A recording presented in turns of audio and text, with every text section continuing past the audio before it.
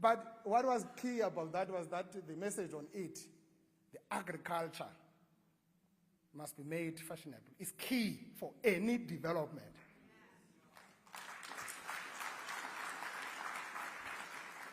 The challenge we are grappling with, Prof,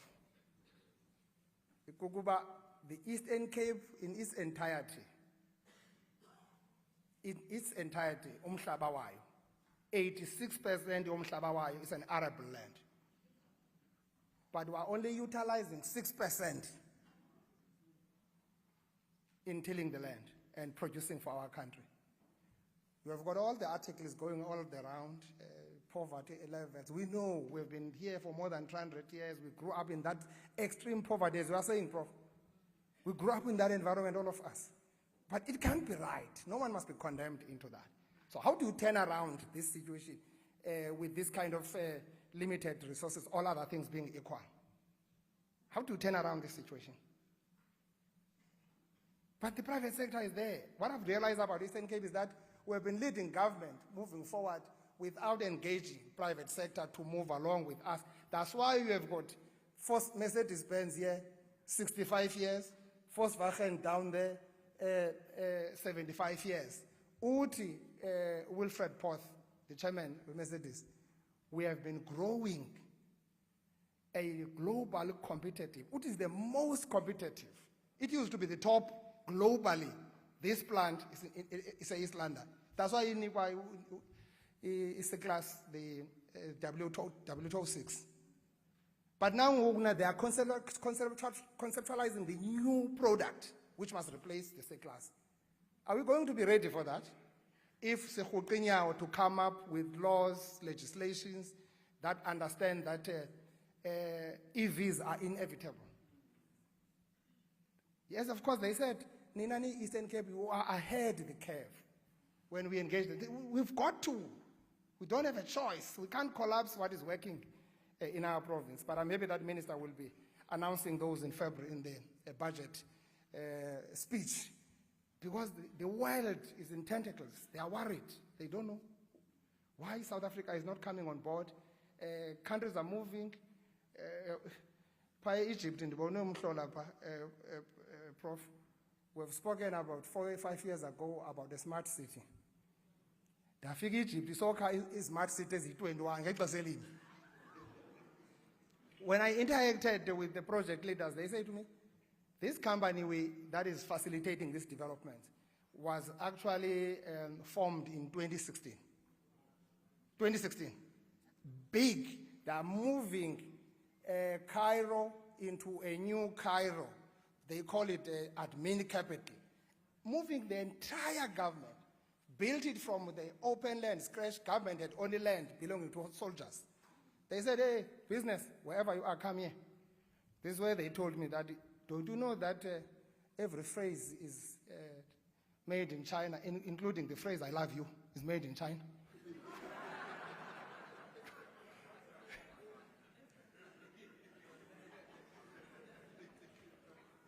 So the more they tell you I love you, no can't thing in China. We have a kumkokotelo odwa lo.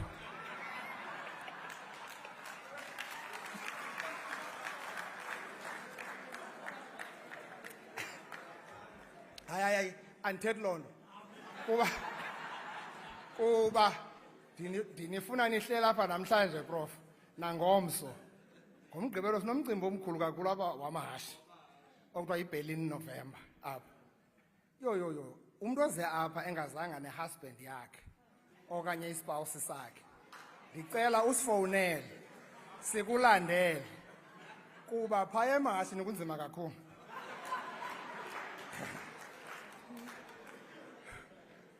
Kubaleka amahashi kwi-race course, kubaleka abantu kwimakhizi. So it's important that bring your spouse and have fun. This is a week for that. That's why we've got this summit and all this. Sunday ungagoduki man, go to Monday. Just go around in Tanzania. Uyobona uJeff pha kune hang easy. Hang easy. So Udamani will be saying these things much better than me, but I'm just saying over and above what was demonstrated and shown in the video, you've got a lot, because we are that province which offers everything. As the Eastern Cape Provincial Government, we are embarking on a digital transformation or transformational journey with Microsoft. He spoke about Microsoft. India, if I confused Prof, when I was appointed as a premier, is to see every government department owning its own license with Microsoft, one government, 13 licenses with one company. And I was asking myself, how does it happen?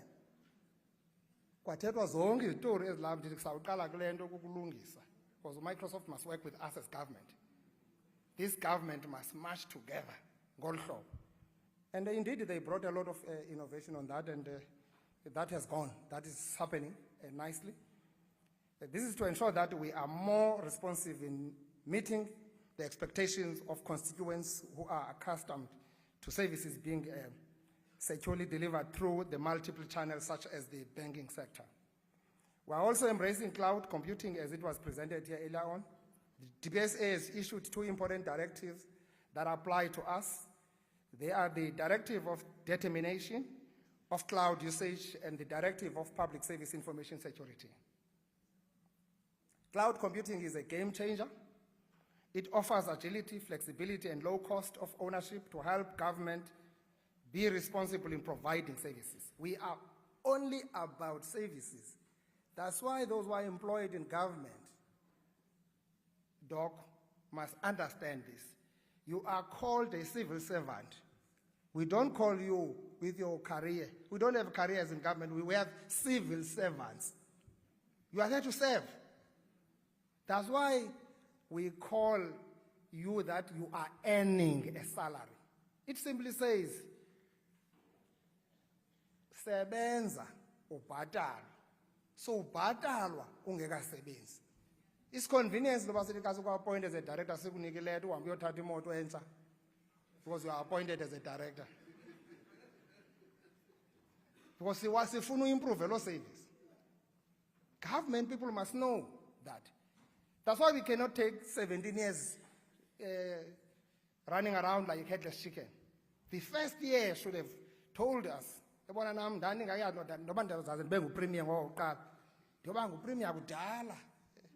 so I never even had plans and ambition that at some point I would be the premier. This bonus and the figure.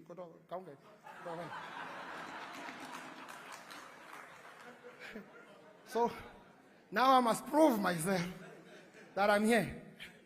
So in whatever that we're trying to do. So all this thing is meant to change the landscape and make sure that we improve our efficiency and our effectiveness in delivering services to our people. The cloud computing indeed is a game changer, as I've said. It offers agility, flexibility, and low-cost ownership, and we are actually hard at that work with Microsoft. Through our partnership with Microsoft, government email, as it has been indicated, has really been actually improved, and we are improving more services. When we came here, Prof, we had only about 5 government,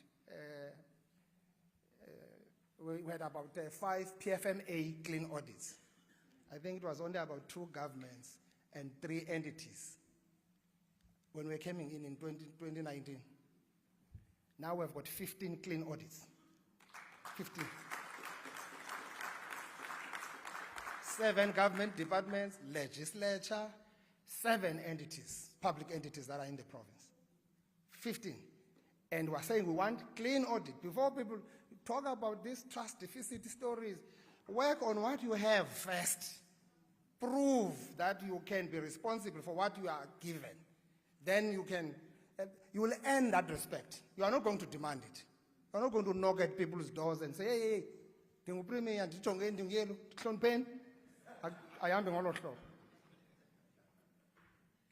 our partnership with Microsoft, government is actually moving with speed in ensuring that we are into this digital space.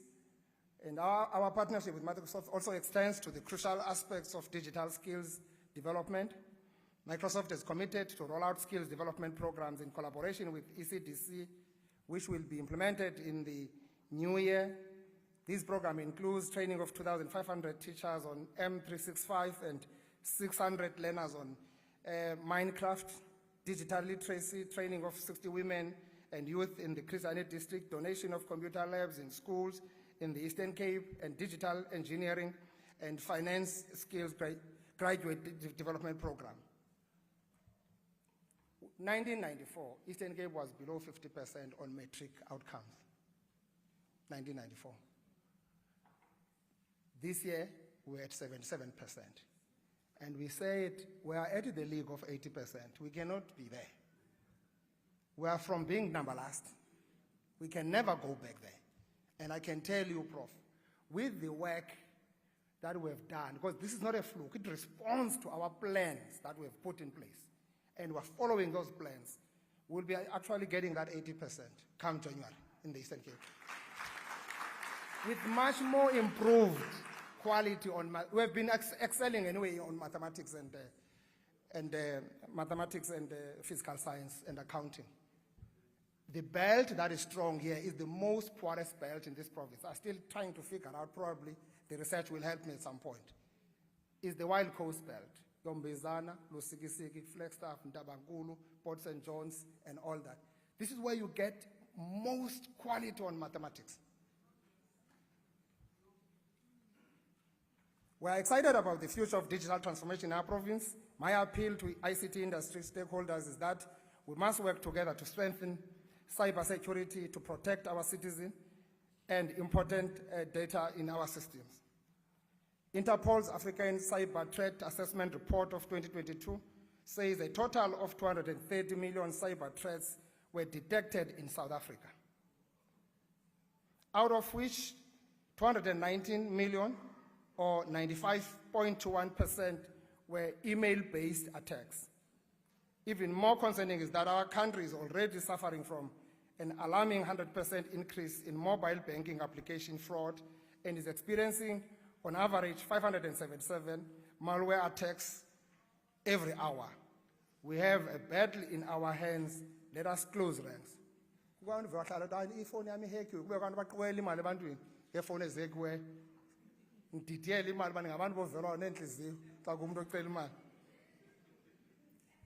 Colleagues, as many of you would know, the provincial government is rolling out the broadband infrastructure project in all districts and metros of our province. This is a 4.8 billion investment by the provincial government aimed at enhancing connectivity, which will run until March 2032. As a figure, 4.8 billion, we should be having many of these young people that are here developed to another level. Because these are people who must also help us to maintain these facilities.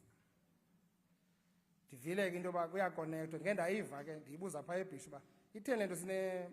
Broadband apha eBisho kodwa xa ungena kwi-department ethile kunzima uconnect kodwa hayi ke thina sifaka infrastructure i-department nethi mayizikonekthele ndivile ke nakweza dolophu zethu ngathi siyaqhuba but kuthe sa wonke umuntu une-fiber yakhe, Vodacom and everyone else. We're going to call a meeting on how are we going to actually collaborate into that space so that government doesn't put a parallel fiber when the infrastructure is already there. How do we work together to ensure that we improve that? As you are here, the captains of industry, think about that and to be able to come with some ideas to us. In our criteria of choosing the sites to connect, we prioritize school. As you know, we have already connected about 1,900, and health, we've connected about 500, libraries 150. The remaining sites of our government administration offices. The benefit of the broadband project are already being felt in the connected sites. For instance, in health, we've digitized medical records. This is where our biggest problem of medical legal comes from. This is what we're trying to address with it immediately. Government has lost billions. We are actually exposed at about 32 billion on that problem of medical legal. Kukabantu abahleli nje bayekile upractice ajonge nje isigulane esiphume esibhedlela utofe ndawo utheni uqhwalela xa utofileyo afake iclaim. So xa ifika phaa ngaphakathi, because this is a syndicate, ifile ayikho, Because law and Zalando is working with someone inside. Steal the file, throw it away. When government is litigated, government cannot go in there and defend. These are the biggest problems that we've been having. Kunzima ulawula urhulumente, ibhetele kwala university bukhulu.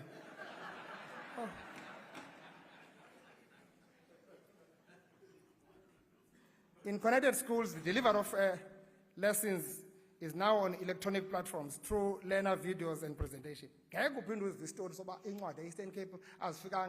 By Friday this week, all schools will be having their books for the next academic year.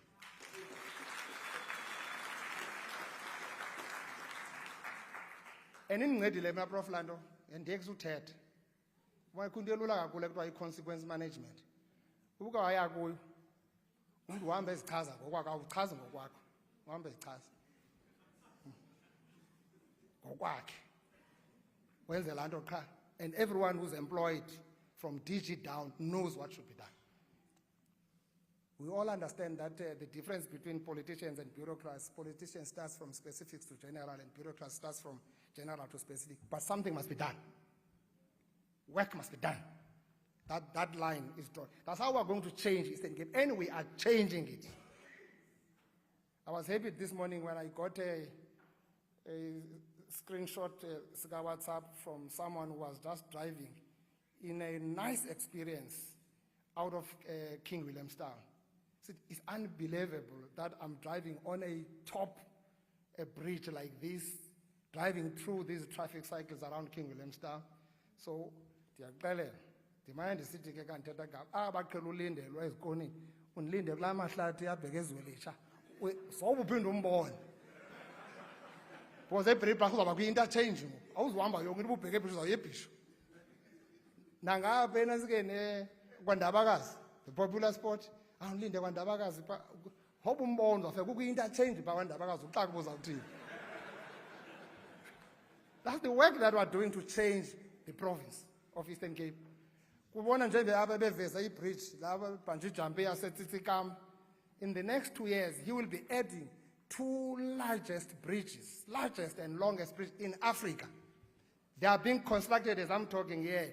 One in Lusikisiki, Msikaba, the other one in Mthendu, Lusikisiki part. They are not here in the continent. They will be here in Eastern Cape, here in South Africa for the first time. They will all come and jump there.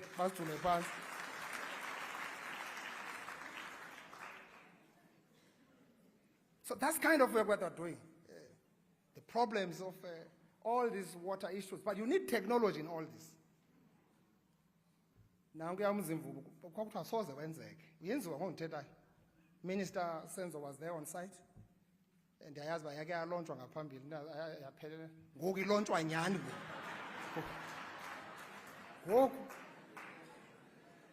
but we need a technological advancement. We need ICT to help us unpack all these things.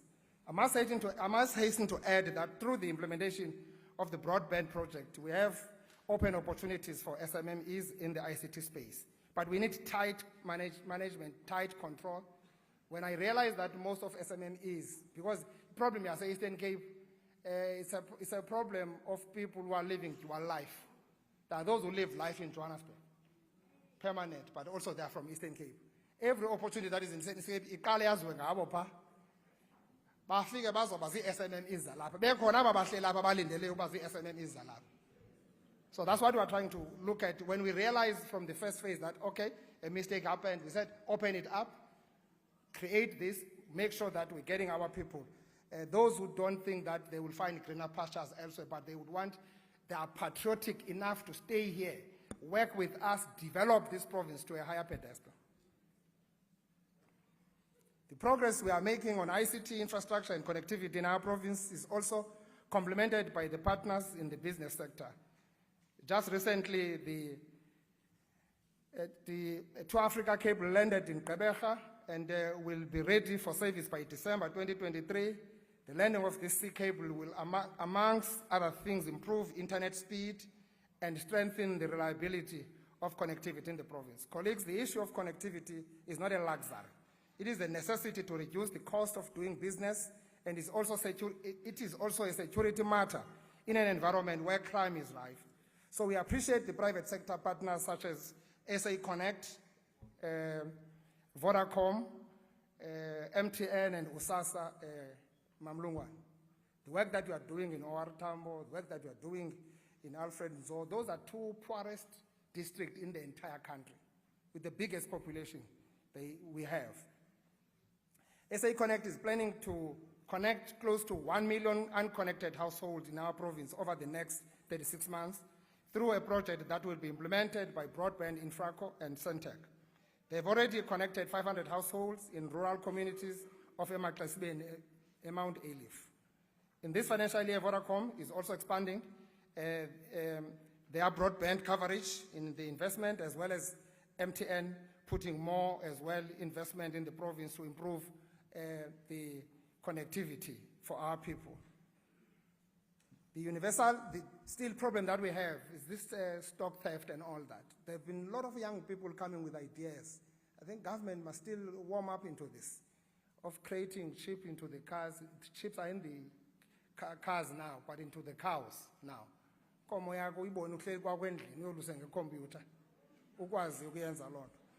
So that's important because that's another life we have because Eastern Cape, many animals are here. The cattle, head of cattle, the flock of sheep, the goats, pigs are here. But we are still number 5 in producing the road meat. It's on the wrong agro-processing value chain, and we are attending to that as a government. It is because of our collective effort with the private partners that we have been able to increase internet penetration in our province in the latest decade, in the last decade. In the 2022 census report, Stats SA says in 2011, internet access by cell phone was at 12.8% in our province, and in 2022, it was at 55.5%. The report also says the number of households with no access to internet was at 79.9% in 2011. Today, it is at 34.3%. This is a good story of progress.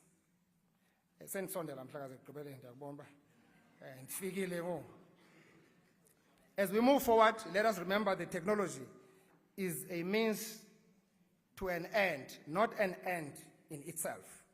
Our digital infrastructure projects are more than just technological advancements. They are pathways to empowerment, especially for our poor and marginalized communities. I call upon each one of you as stakeholders and partners in progress to recognize the transformative potential of ICT.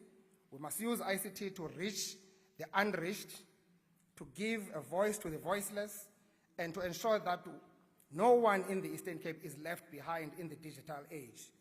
Our aim should not only be to introduce technology for technology's sake, but to leverage it as a means to achieve tangible improvements in the lives of our people. Let us therefore stand united in the endeavor. Let us collaborate more, innovate more, and dedicate ourselves more to this cause. By doing so, we'll build an Eastern Cape that is not only connected digital, but that is also strong, inclusive, and prosperous in the true sense of word. We've been exposed to the thought leadership. Excellent presentation, what we need moving forward to actually move mountains. Thank you very much.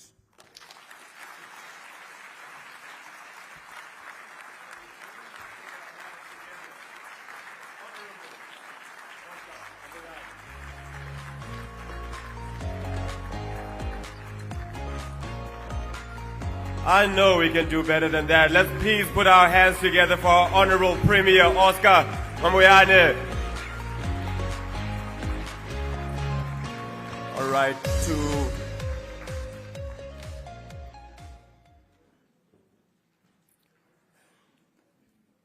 to speedily move along, I'll ask the team that is going to make sure they set up for the panel discussion to come and do that now. Is this guy working? Not yet. It still says green. All right, there I go. There we go. So the team can come and get ready for the panel discussion. Next on our program, we will move to a panel discussion that will be hosted by Mr. Ted. Can I get, so I'm going to ask everyone to come up just for time's sake. Mr. Ted Keenan is going to come and be our moderator. And he is is in the business correspondence of the Daily Dispatch. And this is going to be the roundtable discussion. So Mr. Ted Keenan, please take a seat. I'll share this with you soon. Can we please put our hands together for our moderator?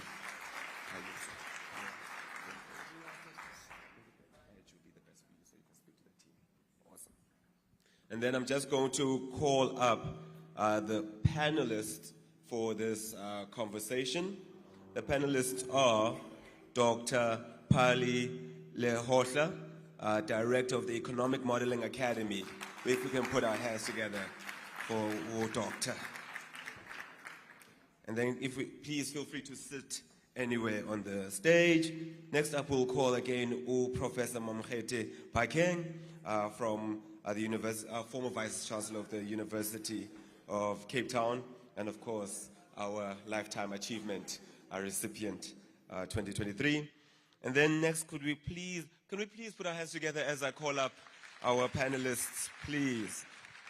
And then Ms. Nolita Peterson, the chairperson of the BCMDA. Can we please put our hands up for Ms. Peterson? And then once again, can we put our hands together for Mr. Nation Matigiza from the EC Office of the Premier. There we go. And then lastly, Ms. Twaita Matigizela, Chief Executive Officer of ViewSasa. Can we please put our hands together for our distinguished guests? Please note, Mr. Ted, there will be, I think the team will have a timer ready, so you'll just conduct the conversation, and then there will be, of course, you'll see how the time goes. That's me saying that you don't have to tell it to the panelists. At least they will also see how the time is moving. And while we wait for them to sort this out, we want to thank some of our sponsors, such as Microsoft. Yes, thank you very much. Microsoft, Valpre, and all the sponsors. I'll spend the day thanking all the sponsors that have really helped us today, because without them, this event would not be possible. So to Microsoft and Valpre, we really, really thank you. And that is my time. Thank you. Good afternoon, everybody. Just before we kick off with this round table, which is, can technology foster an effective public service? Hanli,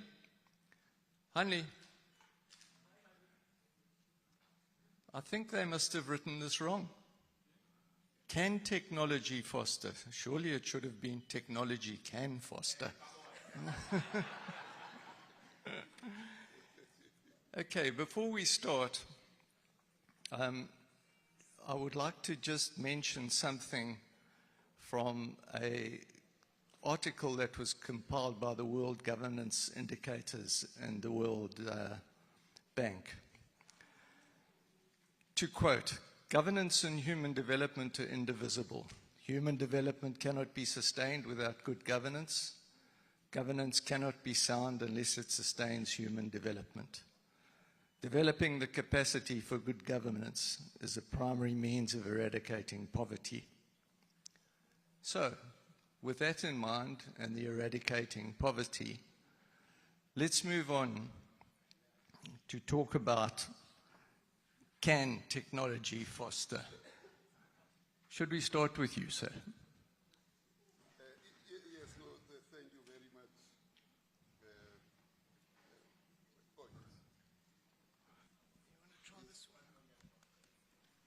Okay, yours works for me. But thank you very much. Let me, taking the floor, acknowledge all protocols. How do you capture the idea, can technology foster development and enhance public service?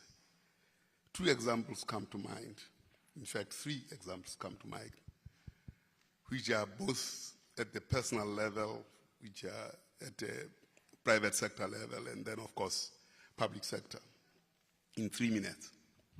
First, when I was in Lesotho, and I was in this place where roads were not even there, and then on my mobile phone, Tugufu, who was in Pennsylvania, could talk to me and I could answer that call. It was groundbreaking. But when you think about migratory labor system, which afflicts this province over a period of time, I mean ages, and the clouds are forming, and it's time to plow, but the letter still has to go to the mine to get permission from the husband. And then it comes back after 2 weeks. The land is now dry, let alone ability to plant. Now you can send a message and the decision is made. The third is when I was a statistician general, and here we are, we have to process census of 2001. And having struggled with key entry, and then you deal with scanning, and now I think the current statistician general has gone fully digital. I mean, those improvements progressively deliver better to the public service in a much, much, much clearer way. And when you combine the statistics with the geography, and you can't do that on a piece of paper, the technology has to be at that item level of geographical points, and then the data that has been collected and aggregated and analyzed in a way that the premier can say, well, I can see here in Flagstaff where there was no water before, now there is access to that water, and geographically we can see who are. So no doubt technology should and can. Thank you. Let's just swap microphones because that one is not working. Professor, do you have strong, concrete thoughts on this aspect, or would you just like to discuss it generally? Well, I mean, I want to say we know from experience in other countries that technology does. So, I mean, I dream of a South Africa that it would be possible for someone on the phone to know when is the bus coming. Can I book my appointment at the hospital, at the public hospital, that you don't need to have queues? Can I pay my electricity on the same app, not many different apps, on the same? I just click and I can do that. Can I be told that there's services that's taking place in sanitation or whatever, and so I won't have water for a particular period? It's all there. And I think also it may be also good for me to know that the premier is going to be interviewed on ENCA. It can be some of those things that when I'm in the Eastern Cape physically, then it can sense, the app can sense that I'm in the Eastern Cape, and then it has got a message that's going around that the premier will be interviewed by Xolim Gambi on what. Do you see what I mean? And then I can click on it. And I think when I say technology is an enabler, I mean exactly, it should make my life as a citizen of the province easier. To access even free courses. Microsoft might have free courses that I can take. And because I'm a curious citizen of the Eastern Cape, then I can see it and I can click, and it takes so many days, and they tell me, if you complete it within 90 days, you don't pay. Yes, there are platforms that do that. IBM does that and so on. And then I can see that I can do that. I click. I can see opportunities for learnerships, for jobs, for whatever. Not only in government, but if I'm in the Eastern Cape, it can sense. It gives me those opportunities in the Eastern Cape. I think it can enhance service delivery. And I think that's one thing that's easy to do immediately. We having some young people who don't even have degrees, who can develop apps, we can sit with and say, do this, and then we can see which service is not yet connected. I don't want to go to Home Affairs to go and queue for a passport, a new passport or card ID, and when I get there, they say the system is down. I want to look at my thing, the system is down, so I don't go. I feel respected by my government. I feel respected. I feel that my government knows that I'm busy, I've got a lot of things to do. I may be a new graduate, I may be a student, but I'm not going to queue there. When I get there, it's my turn. Then they say, it's down, and we don't know when it's going to be up again. So I don't know whether to sit or to go. I want to be able to sit and say, it's down, okay. I mean, someone can complain about the fact that it's down. I'm glad that at least I know. Then I can go on and do something else. And when it comes on, then they say it's on, and then I can take my Uber and go there. So something like that. I think these things don't even have to wait for any kind of infrastructure. We can do it now. Of course, when you look at places like Dubai, it's much more advanced, right? And people... sometimes people are very suspicious of technology, that they take your face, whatever, and is it possible that they monitor where you go? Maybe it's not such a bad idea, because if a thief can be monitored where they go, maybe we can deal with them. I mean, if you think about it, people don't even know about the power of blockchain that can help us manage corruption. But I met a young Zimbabwean young man who said, I'm going to Afghanistan. He works in a UN office and he does blockchain. His job is blockchain. And I said to him, but why are African leaders rejecting blockchain, not going into it? Well, it's suspicion, but it's also because they know if you implement that, we will be able to trace that this tender started here. We can trace where the mischief happened. So it's not very popular, right? We can trace. But some of the things we can do now. You can do blockchain now. We can do that app that I'm talking about. It's simple stuff, actually. We can do it now. And then we can pace ourselves. Are we there? Not there? Not. Citizens can feel respected, but also served better. Thank you. Thank you. Your lectures must have been the most highly attended ones on your campus. Until I start giving assignments. As you can imagine, I'm very demanding when it comes to work. So the first 2 weeks my classes were full. And then the real people will stay, because it gets tough. Should we just move on and seat order? Your feelings?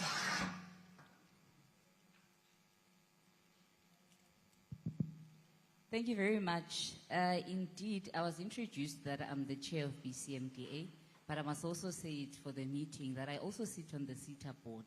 So when we talk technology, that is something I can identify with. And part of your question you asked, is technology supposed to enable service delivery? We exist for exactly that. I've got my colleague who's going to talk for CETA. I'm not going to talk for CETA. But we exist as CETA. We are supposed to be the IT company for government, to enable government to achieve on service delivery. Whether we are there or not there, that is something for my colleague to touch when he's got the platform. But indeed, technology can change. It can change, it can improve service delivery. The Premier mentioned in his address about the clean audits. I can identify with that because in my previous life, I used to be an auditor myself. And if things were digitized, it would make the audits themselves go easy. It would also make it easy for the auditees to produce information. Of course, the tendering issue, it's going to be kept, the problems. If we digitize, why do we still submit tenders? Somebody must drive all the way from Bizana to submit a tender in Bisho. Why?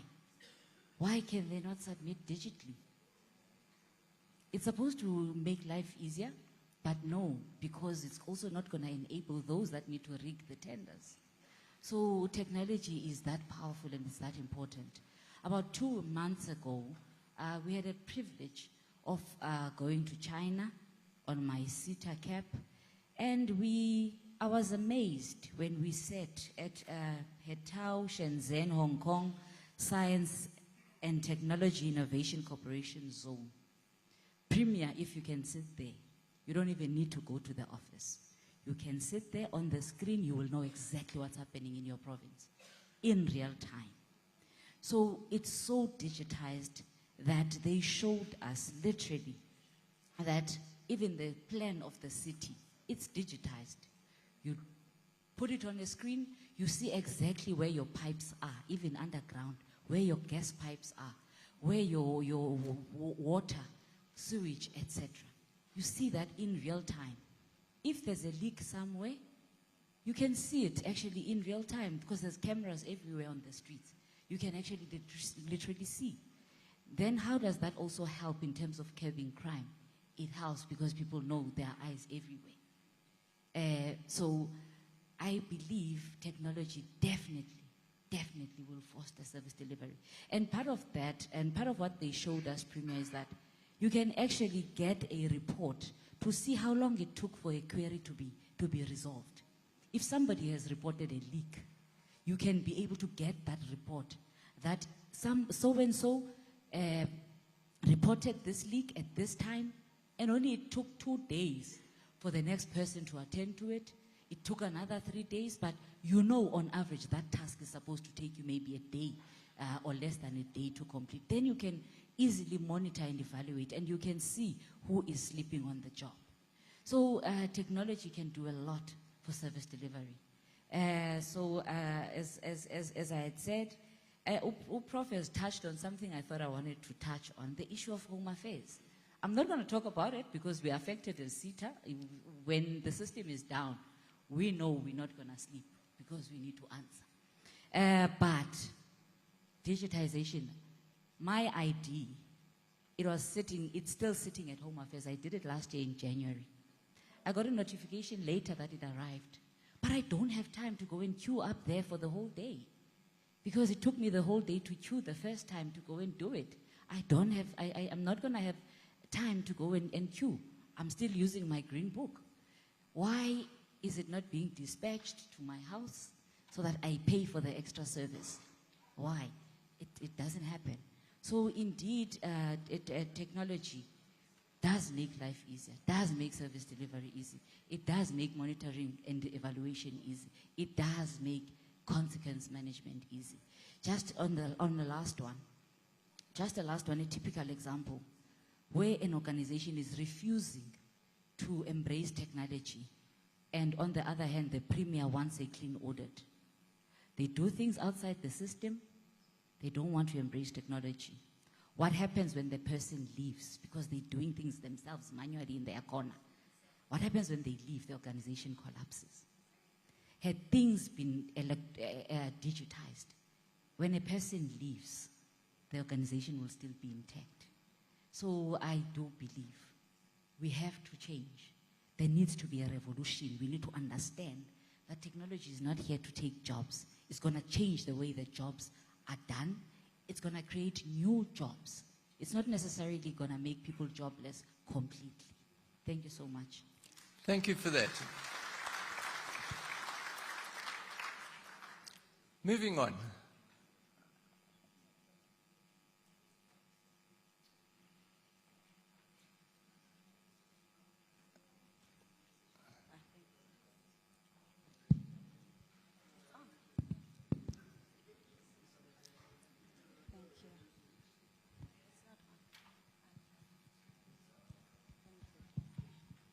Okay, this is much better. Thank you, Program Director. The question you asked is a question that we are grappling with in solving, right? We're not grappling in solving it because we are not aware of the problems. I think we are stuck at a place as government and as citizens where we know where the solutions are, but we can't unlock solutions. Gardner says now, when you look at the Maslow hierarchy of needs, at the bottom now, it's moved from psychological needs to connectivity, which means enablement, which means service delivery, which means insights, which means promptedness, and which then takes away the ability to always be reactional. If you look at our government today and how we function, somebody must say, somebody must doi, somebody must stand in the queue. But in a connected country, you then start to relieve those problems. You enable a population to start becoming creative. Because now they don't have basic issues like standing in the queue the whole day. Now you're giving them space to be creative with the time. But up until we understand that these enablements are created by technology and by connectivity, you then are starting to now inform where the country should go, instead of dealing with background and legacy issues. And this is where we are stuck, I think, as government and as citizens. We are always looking backwards and not embracing what the future has in store for us. And that's where technology is. You're starting to create accessibility. I work for an organization. Our sole mandate, we exist to close the digital gap. The problems we have not been able to do that is because we are always looking back. And we are always saying, oh, 14 years ago, it was done this way. No, we must break the mold. For us to break the mold, we must then start being revolutionaries and being change makers and being adopticians of our future. You're starting to adopt a future that says, it does not exist now, but I have a vision of what it should look like when it exists. And this then becomes the problem that we find ourselves. We are not moving as government because we are saying, let's fix the past. But what about the future, right? And what about solving and enabling your citizens to become solution providers? Because standing in the queue is not going to assist me. I was recently in the UK for a graduation ceremony. Everything I needed was on a QR code. Where I should sleep, how I should commute, 2 hours outside of London. Everything was interconnected in a QR code. Today we are talking about e-health, e-government, and we're saying, but these are conversations we should have had 20 years ago. And why are we not solving the issues that are going to be solved, that are going to exist 20 years from now? Because we are looking for, and if we allow connectivity and technology to foster that, then we are going to start moving. Thank you. Perhaps I can just ask you another question. The gap, which you said was 20 years, is probably correct. But is there a way to take a quantum leap from where we are now to where we should be if we had those 20 years? No, I absolutely think there is a way.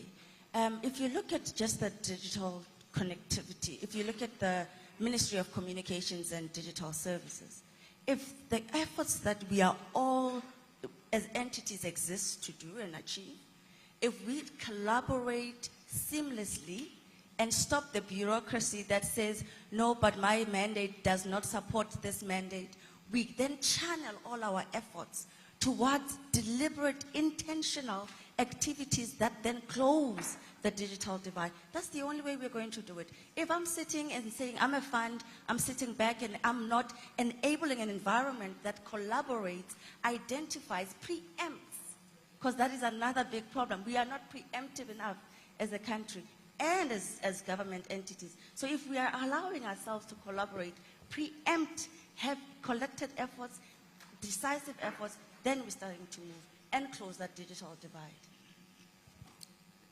Last but not least. Thank you very much, Moderator. The question that you are asking, from my side, I would say it's not an option. It's the way that we must go. We will not survive or we will not make any progress without technology. So in the provincial government, those of you working in the provincial government, you know that up to 2021, we're having paper payslips. The payslips will be printed in Pretoria, couriered to Bishop. Then from Bishop distributed to departments. And departments dispatch cars from Tata to Mount Elif, wherever, to distribute those things. you can imagine the costs involved and the logistics involved. And sometimes you'd get a pay slip a month after you have been paid. So it doesn't really make sense. But from 21, that process was digitized. Now you get your pay slip 15 days before you get paid. This process is so smooth, you don't worry about a pay slip. Government would be spending a lot of money because when you get the pay slip and then you want to go and take a loan for a car or something, you must ask your PA, can you please make a copy of this and all that. There is no need to make copies of anything. The electronic copy that you get is the same one that you are going to send to wherever you are going to do. So there are massive savings for government because the paper is no longer there, the cars are no longer there to be moving up and down, and just the efficiency and ability to be able to report. There's a project that our provincial Dr. Dai is piloting. You know, in the province we have stock theft. They get stolen at night and all that. With IoT technologies where the tag is put in the animal, you can, from your phone, get to know when the animal is beyond a certain level that something is wrong and be able to act. So it's those things that tell you that going forward, it's technology, it's nothing else. We can't continue as we are in our traditional methods. So technology is the way to go, and even in our funding, that emphasis must be there because you must invest in order to get the benefits that you intend to get. You can't continue funding technology the way you are funding 20 years ago and expect to make a difference. So that should also be considered. Thank you very much. Thank you for that. Professor, I've just had a note to say that you have to leave us in the next 6 or 7 minutes. What? That you have to leave us. Yes. But not just yet. To change government's attitude towards technology is going to take a massive amount of will on the people who are trying to enforce those changes. And there are people that are working in rural municipalities, especially in the Eastern Cape, that are not going to, A, want to do it, and B, have the expertise to do it. How are we going to solve that problem? You know, it's interesting when it comes to technology, we always assume that the poorer people will not have interest or access. I mean, if you recall, you and I are a little bit senior in Tatepari. So when cell phones were introduced, I can remember, I think I was working at VETS and we were sitting in the room and someone said, it's not going to work. Telkom will remain the sole provider. Because how are poor people going to first afford this and people in rural areas to use it? And talk about today, many people don't even know what Telkom does in the rural areas because they use this. But move to Kenya and see, I mean, the reason why technology is growing much faster, technological innovation is growing much faster in Africa, even blockchain. The number of blockchain entrepreneurs on the continent that are funded by outside countries and they are funding other entrepreneurs, they say it's growing much more in Africa. And that's because we have so many challenges that technology helps us to solve them. And so young people are innovating. Now, I think people need to understand what's in it for them. We're not introducing it because the premier says so. Yeah. Guys, we are sick and tired of paper. It's heavy in your bags. I'm surprised that you guys still have paper. I dumped paper a long time ago. I don't even have a pen. Because everything happens here. And I still ask my colleagues, why do you write notes in the... It's so inconvenient. Guys, you cannot search. You are busy writing notes whilst we are here. 2 weeks from now, you will not be able to find what you wrote. I will be able to find it. Can you see what I'm saying? I'm not saying the Premier says so. I'm saying this thing that you're hanging on to is not saving you. It is wasting your time because you've been writing notes in the beautiful book, madam. You can't tell me what's on page 15. I just search. When I'm watching a documentary as I'm flying, because I love documentaries and I write what I'm learning, I just write trip to Geneva and I write the notes, what I'm learning. If I'm going next to Geneva again, I just recall that Geneva trip and write about the learnings that I'm getting. And I'm saying to you, the idea is not to say the law says so or the boss says so. It's to say, guys, what you're doing is not serving you. And to show people how is it not serving them and how is the new going to serve them. Here, last 2 examples. I'm an academic, and I'm sure you know I spent 12 years at VETS as an academic, as a professor, and I ran an entity. 8 years at UNISA as dean and as DVC, and 6 years as GCT. Right. Now, here's the thing. When I was at VETS, during that period, they wanted to do away with paper. Not because of environmental sustainability at the time. If I recall very well, it was because it was too expensive. And so the faculty wants to deal with this, and so they outlawed buying printers. You are not buying printers anymore. You want a printer, you can buy it. And of course, if you're an academic, if you're a top academic who knows how to recruit money, whatever, you can have a couch, a TV, and a printer because you are earning the money yourself. Actually, the university likes you because you bring them money. That's what we do, Premier. That's why I say I'm a rated scientist. Any vice chancellor who's worth their salt knows what I will bring to their university. Millions, because the funders, but you know, they allow me because they want the top researchers to be taken care of, okay? So that they can be more productive, and so that they can. Now, they stopped the printers, and then people started buying their own printers, and then now they have to buy their own paper. With time, they realize, this is not sustainable. Even my research money, I don't need to use that. At UNISA, and that's one model, right?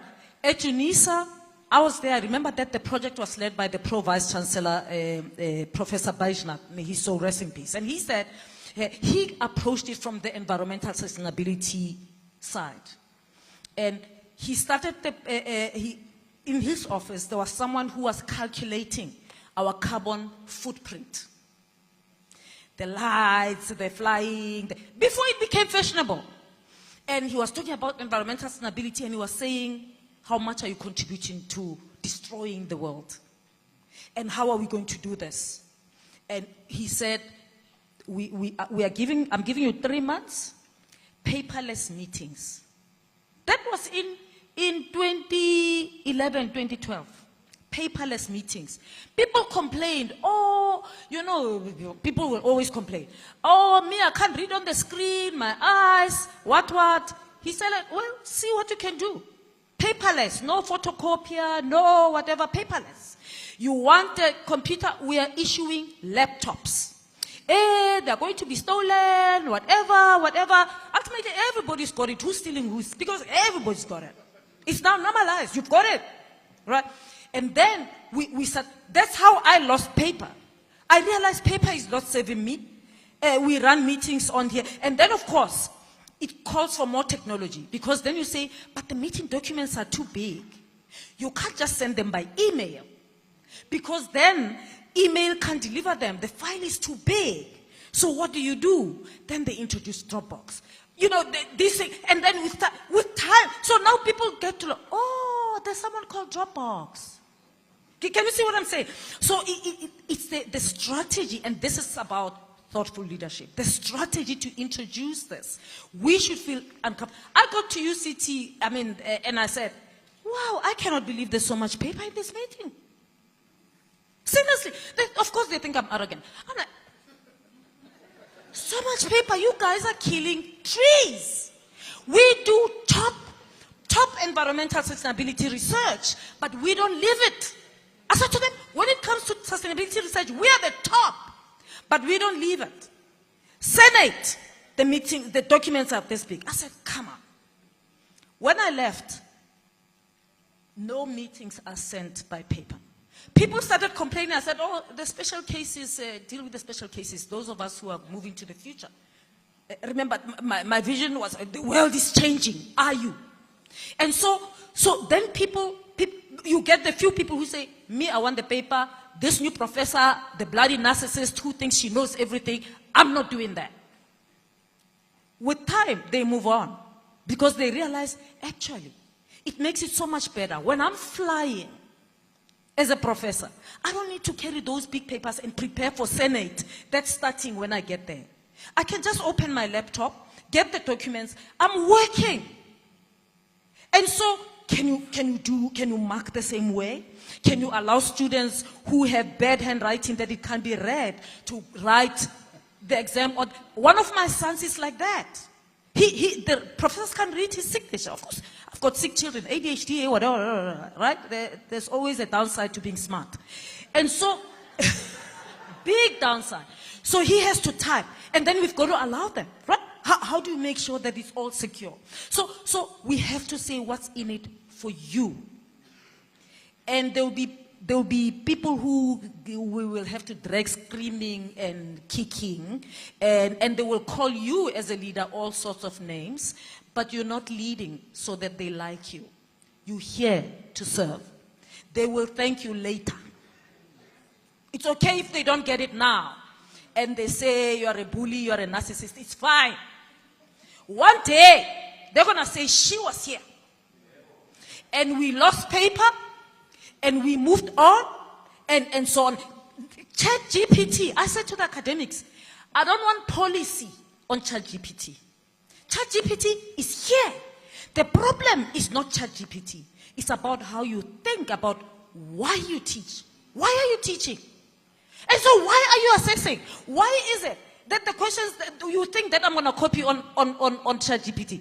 It's because you are teaching me things that actually I don't need to learn, because when I'm in the world of work, I'm just going to click and they're going to come out. So why are you teaching me them? But so yeah, I'm going on and on because I'm going to get off stage now. Thank you so much.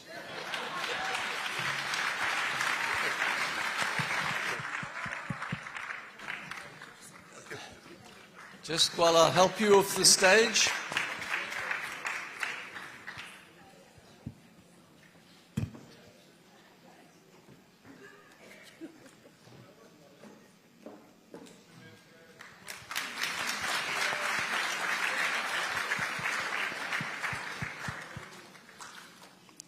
When we think about embracing technology as government, we are perhaps thinking about senior government levels and that sort of thing.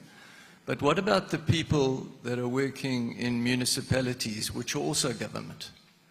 How are they going to catch up to these skills? Is it going to involve massive CETA-type training programs? So if you could think about that and then comment as you want to.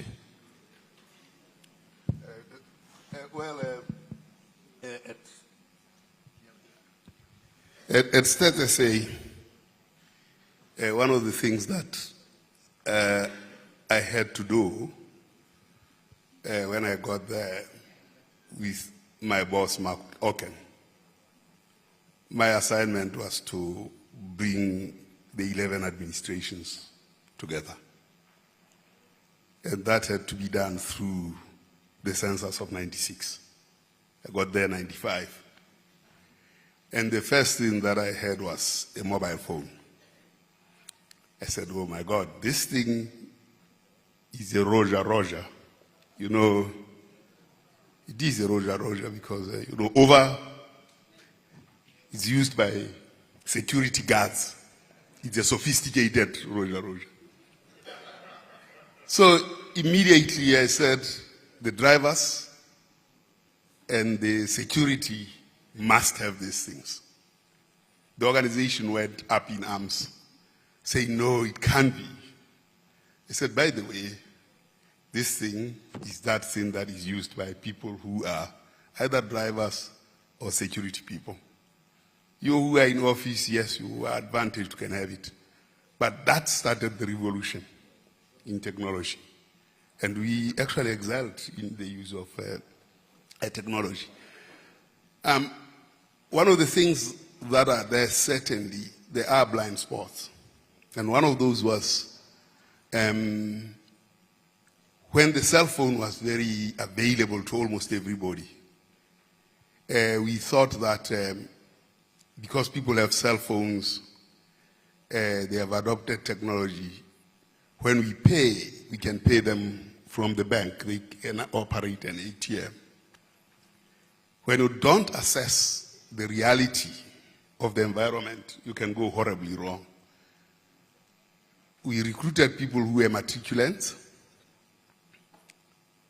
and when we issued them with the ATM cards, they didn't know how to use them. Yet they have cell phone and everything. So there are concealed technologies because of circumstance that are not accessible. And in fact, we had such a backlog of people, queries, coming around not being able to use the ATM. Obviously, no one in the family was working. No one in the family sent them money through the ATM. They didn't know anything about banking. So as you evolve your technology, you actually have to be mindful of who this technology is designed for and what kind of problem you are solving.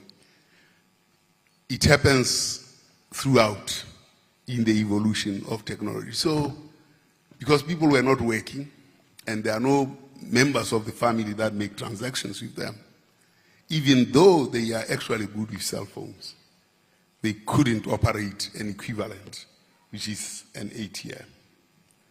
So change, for instance, I like this idea of the sensors quite a lot, that when we adopted scanning, you always have to be mindful of what the changes you are intending to implement and how they will impact you.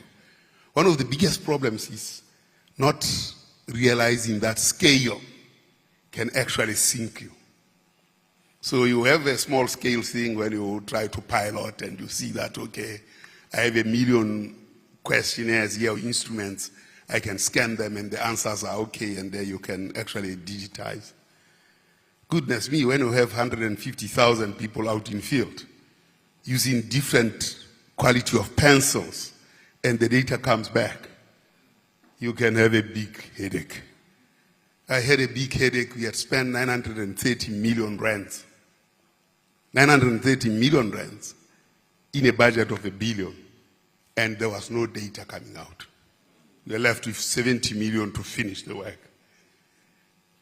And it was because scaling from 10,000 people to 150,000, the variation is so huge that the data comes in very, very difficult circumstances. But of course, we solved that problem. So these are things that one should be mindful of all the time. And then when you have an innovative mind, you really manage to anticipate and foresee these kinds of problems.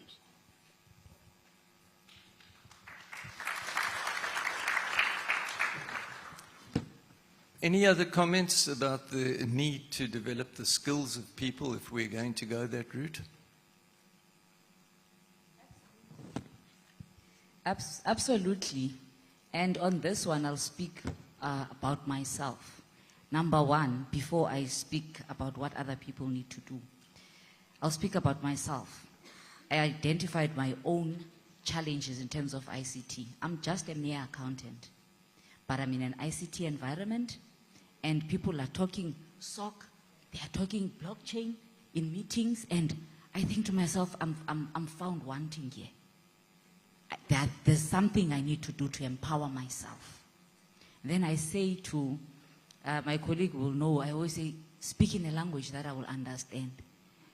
Speak in that language, but I understand that I'm the one that now needs to up my game.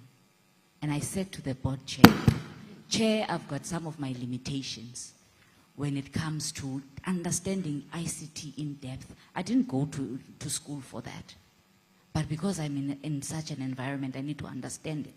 So please, we need to look at some courses that board members can do to just understand the environment better. So that is why I'm making an example about myself, to say one needs to identify the skills gap. One needs to be ready to be teachable so that you learn the skills that you need, so that you can perform your job with due diligence and with the best care that you can. So now when it comes to municipalities, it's exactly the same thing. We need to identify the skills gaps. There needs to be programs to train and retrain people. Technology changes all the time, so therefore, retraining of people needs to be a continuous thing. As technology advances, people need to keep on being retrained. It is easy for someone not to do their job if they are not really aware of what they need to do. They will stay away from that technology because it exposes their inadequacies. But if they are trained, then they will not feel inadequate. Then they will do the job. So I think it's not only about skilling, but it's also about changing the business processes themselves so that they are also embracing technology. So it's two ways. Business processes themselves need to be changed, and also people need to be trained and retrained and continuously be retrained. Thanks.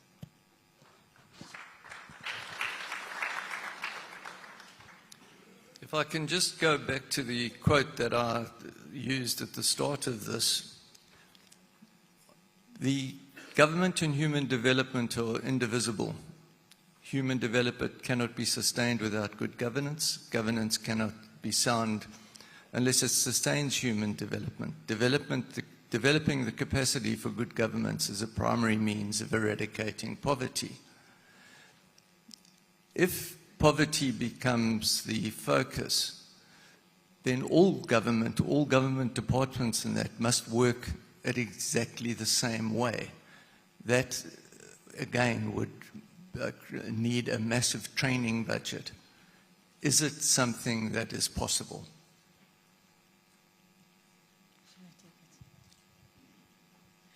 Absolutely. I think it just needs the culture to change. I think there's definite programs that are now talking from cradle to the grave, digital skilling, not just start at an end level or end user level, but also training the parents, right, that are custodians to the kids, so that the training is not limited at home.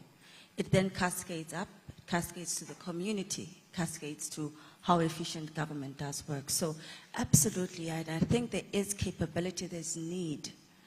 And the need just doesn't exist. It's forced on us. The world is changing. That has created the need. And if we then are not purposeful or intentional as government to make sure that we foster that culture of digital skilling, we're going to find ourselves with a completely lopsided in terms of knowledge, in terms of skills, in terms of development, in terms of economic generation, because all of those are just spin-off of having taught a person. So it's definitely is a necessity, and I think there's lots of initiatives. One of the sister organizations in the portfolio of communication is NEMISA, whose sole purpose is to train, retrain, reskill, digital skilling. So there is a need, and I think the need has been serviced. I am not sure about the scale, and I think we as the citizens need to propel the scale. We need to be the ones, Lewin's change model talks about freezing, where you identify the need. That's been done. We've identified the need. Then he talks about unfreeze. This is where you're then starting to be innovative about how are you going to adopt this change that is coming, how you're going to make it relevant to the people. And I think that's where we are. And government needs to bring us along. Government needs to bring citizens along to then enable that unfreezing process where we know that the need is coming for a change. We know that we now live in a digital world. However, we don't see digital anything wherever we go into the rural communities. And that then creates the gap again that you're trying to solve in your urban areas. What about the rural areas, right? So there's an interconnectedness in terms of efforts that needs to be done. And I think government is really on the heels to start talking the talk about digital skilling from grave to the cradle, from cradle to the grave. Thanks. Thank you for that.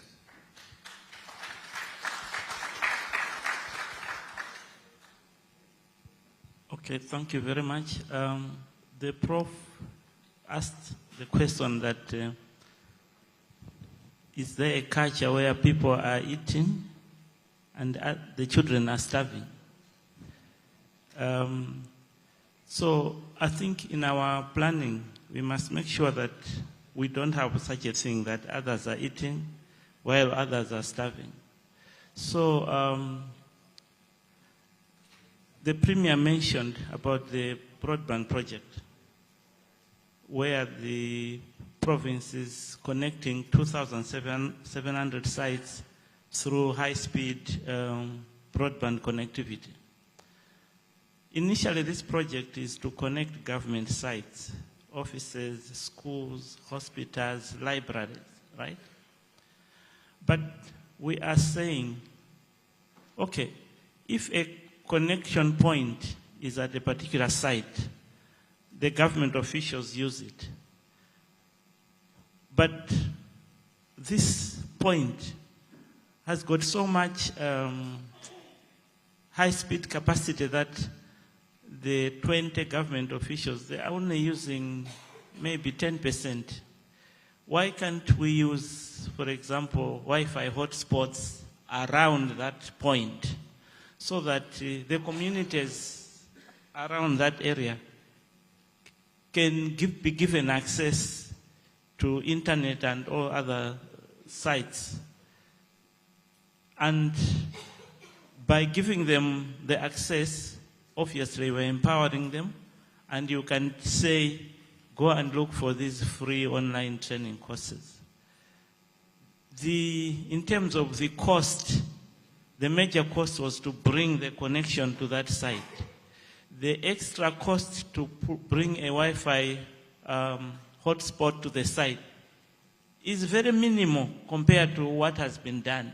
So I'm thinking that with that kind of thinking, then when a service is rendered in one place, it will be designed in such a way that it can reach many others. So even the original intention was for government officers to use that connectivity. But because you are stretching it to the community, then it makes sense for the community to see that there's a broadband line because they are benefiting from it. So I think it's that kind of thinking that whenever we have a project, even if it's meant for government, we should be able to say, how can we extend this project to the community so that it makes sense, its existence makes sense. And obviously, in terms of the cost, it will also make sense that much as the connectivity is being used for government operations, but the community is also benefiting from that particular connectivity. So it's that kind of thinking that I think will help us to bridge the gaps and also to reach out to the citizens. Thank you.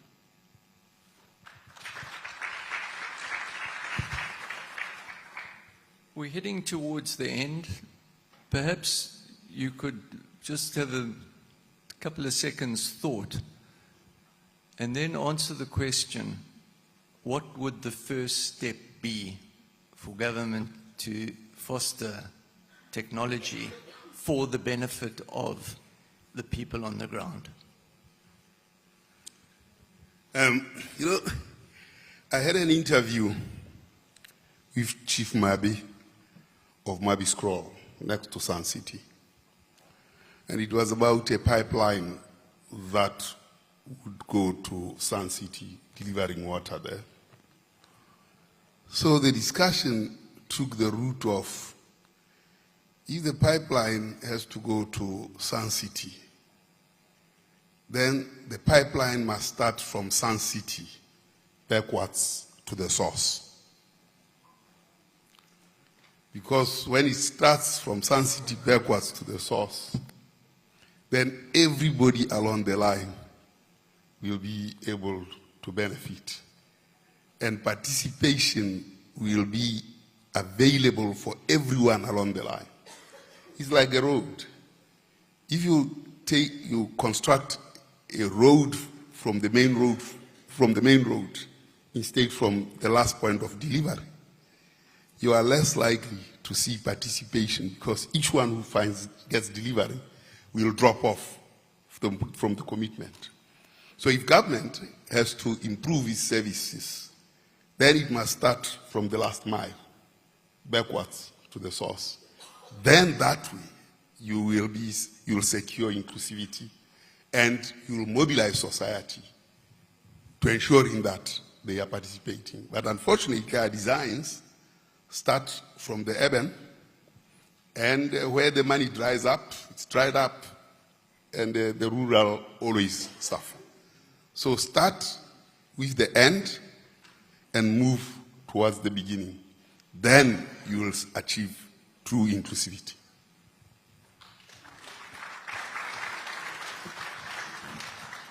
Exceptionally wise words. Thank you. If I may just start a little bit on what you asked earlier. Can government afford the training and retraining? Government cannot afford it. The public purse is limited. That is why the private sector has to work with the government to train and retrain. And we have a responsibility as well, those of us who are in government, when we engage private sector. For instance, if when we issue a tender, we sit at big tenders, 2 billion, 1 billion. If I'm going to give you 1 billion tender or 2 billion tender, maybe for the next 3 months, what are you bringing on the table? You must train people. You at least help the government. The government is helping you, also help the government.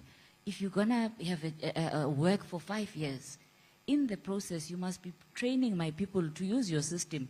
You must keep on reskilling them. So the government itself cannot really afford it. But the private sector with the government must come to the party in terms of training and retraining. So I thought I would just touch a little bit on that one. Where do we start? Where do we start? I just saw the mayor now. She's my boss in my other portfolio. And we share same frustrations because when we have meetings, no matter how tired I am, I have to drive to the meeting because there's no connectivity. And I let people know that if I'm going there for a meeting, you're not going to find me the whole day. There's no connectivity. Immediately when I get into the town, my phone will not connect. So it starts with infrastructure. It starts with the digital infrastructure. It has to be there. Connectivity is important. The trainings and all the other things, they come after when the platform has been set. So let us make sure the infrastructure is intact. And government cannot do it on its own. For instance, the problem we have with mayor in our municipality is that Vodacoms, the MTNs, all of them, they're saying, we're not coming, our batteries get stolen. We are not going to come. And what do we then do as government to make sure that the town is safe? Let them bring their towers, let them have their batteries. If they must put them 2 kilometers high for the Amapara not to get to them, let us do that. Let's help them. So I think it's important. The infrastructure needs to be there. And everything else, including the safety and all those things. So it's not just you do one and that's it. It's an ecosystem. So if I may say, that's where we start. That's what I believe. Thank you. Thank you for that. If we could just restrict it to about 1 minute, please. All right. I mean, she's touched on a lot of basically all my points because I think they are at the core of it all. I think we start in infrastructure investment. We start there as government, we start there, and we pull all the parties to say, let us invest in infrastructure for South Africa, not for a party, not for a company, but this is a South African problem. And I think the minute we start embracing that this is a South African problem that needs to be solved, we're starting to solve it. We enforce social obligations because we have telcos that have the capability, but it doesn't benefit them too because vandalism is an issue. But vandalism is an issue because there's no ownership, there's no sense of belonging, there's no sense of resonating with what the government is doing on all the other spheres. So we look at alternatives, ways of deploying infrastructure. We all know infrastructure builds cost super expensive, but we start then to bring alternatives which then will force prices of those